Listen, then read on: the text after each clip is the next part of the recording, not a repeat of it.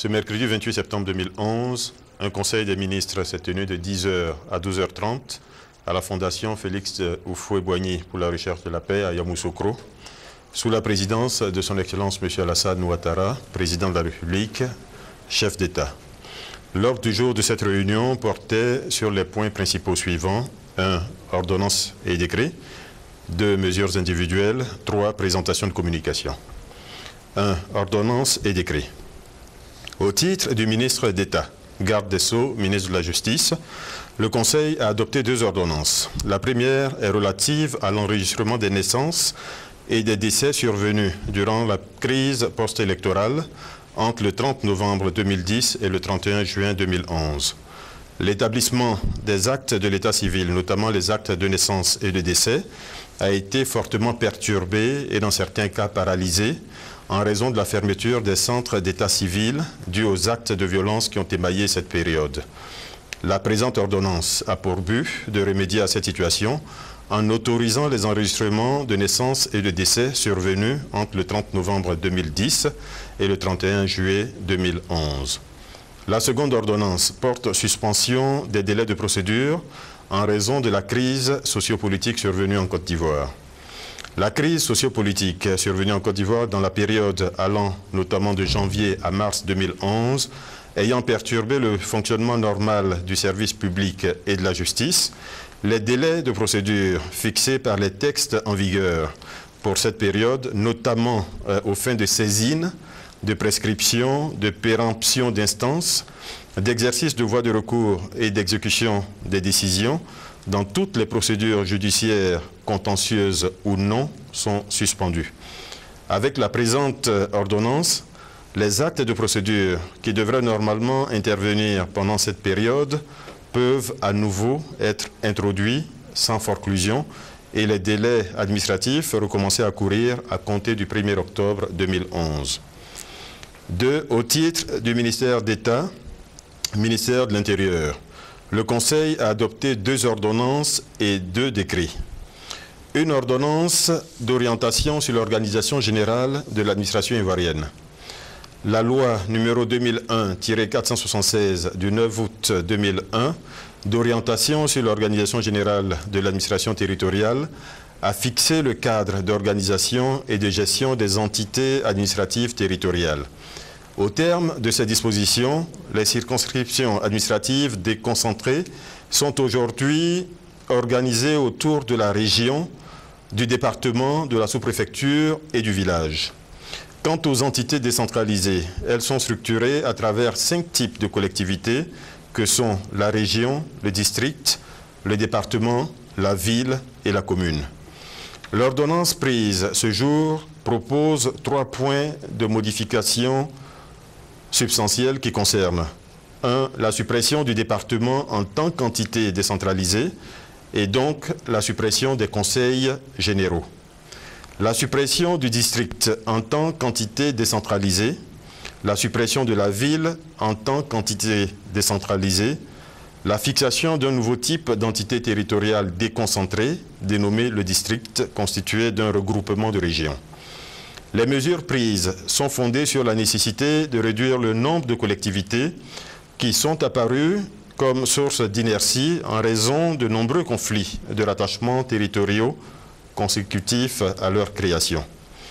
Dans le contexte qui commande d'aller plus résolument vers une organisation favorisant l'efficacité et le développement, il est apparu que la région et la commune se présentent comme les 2 types de collectivités appropriées pour promouvoir le développement local et assurer la pleine implication des populations dans la gestion de leurs affaires. Quant au district, au terme de la présente réforme, il est une entité territoriale déconcentrée regroupant plusieurs régions pour ce qui a trait à son ressort territorial et dont la mission est de conduire, entre autres, les grands projets d'aménagement suprarégional, de faire émerger les potentialités économiques et culturelles de grands ensembles, des grands ensembles ainsi constitués. Le ministre d'État, ministre de l'Intérieur, fera dans les prochains jours une communication plus précise sur les changements induits par l'ordonnance prise. La deuxième ordonnance porte réorganisation du territoire national en 12 districts 2 districts autonomes et 30 régions. Tirant les conséquences de l'ordonnance évoquée ci-dessus, le ministre d'État, ministre de l'Intérieur, a proposé la réorganisation du territoire national en 12 districts, 2 districts autonomes, 30 régions, 95 départements, 497 sous-préfectures. Dans le souci de construire un maillage administratif plus cohérent, dont les unités seraient de véritables vecteurs de développement, la nouvelle organisation, conforme à l'esprit du projet de société du président de la République, introduit les districts qui sont les entités les plus vastes dans l'ordonnancement territorial.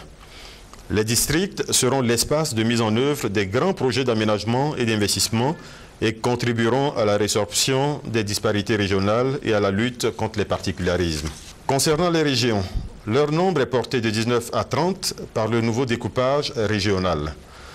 Les ressorts territoriaux de ces régions sont redéfinis sur la base des acquis que représentent les préfectures des départements qui restent inchangés. Relativement au processus électoral, le président de la République a signé 2 décrets.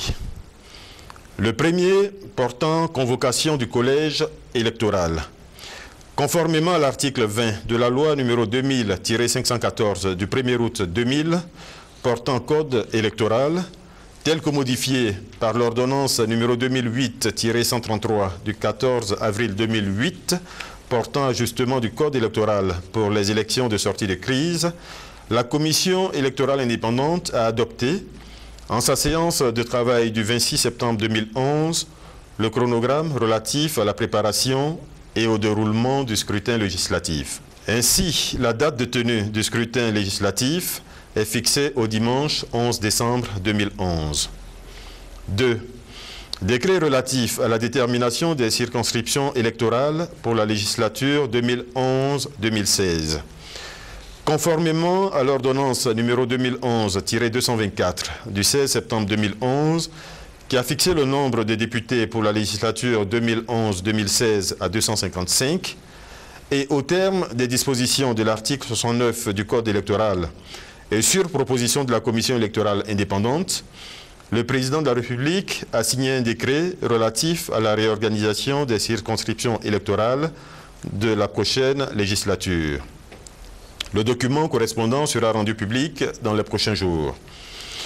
Le président de la République a adressé ses félicitations au ministre d'État, ministre de l'Intérieur, pour l'important travail réalisé dans le cadre de la réorganisation opérée et de la préparation des élections, et a demandé que les ressources nécessaires soient mises à la disposition de la CEI dans les délais pour permettre le respect des engagements pris par l'État de Côte d'Ivoire qui a souhaité, avant la fin de l'année 2011, doter le pays d'une nouvelle Assemblée nationale.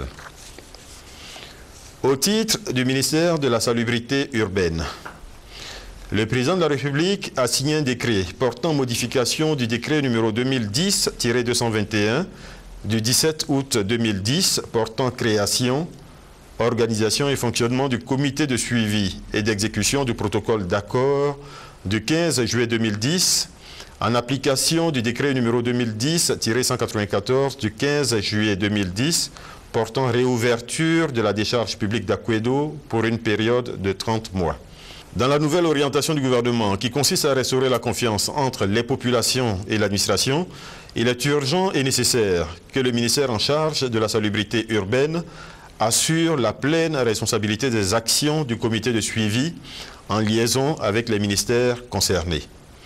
Conformément au protocole d'accord en date du 15 juillet 2010, signé entre l'État de Côte d'Ivoire et la communauté villageoise d'Akwedo, le comité de suivi et d'exécution du dit protocole, qui était antérieurement placé sous l'autorité du président de la République, est désormais placé sous l'autorité directe du ministre de la Salubrité urbaine. Ce comité a pour mission d'organiser, de coordonner, d'exécuter ou, le cas échéant, de suivre l'exécution par les services compétents de l'État des activités en vue de la fermeture de la décharge publique d'Akwedo et de sa réhabilitation. 2. Le président de la République a signé les projets de décret portant organisation de plusieurs ministères. Au titre des mesures individuelles,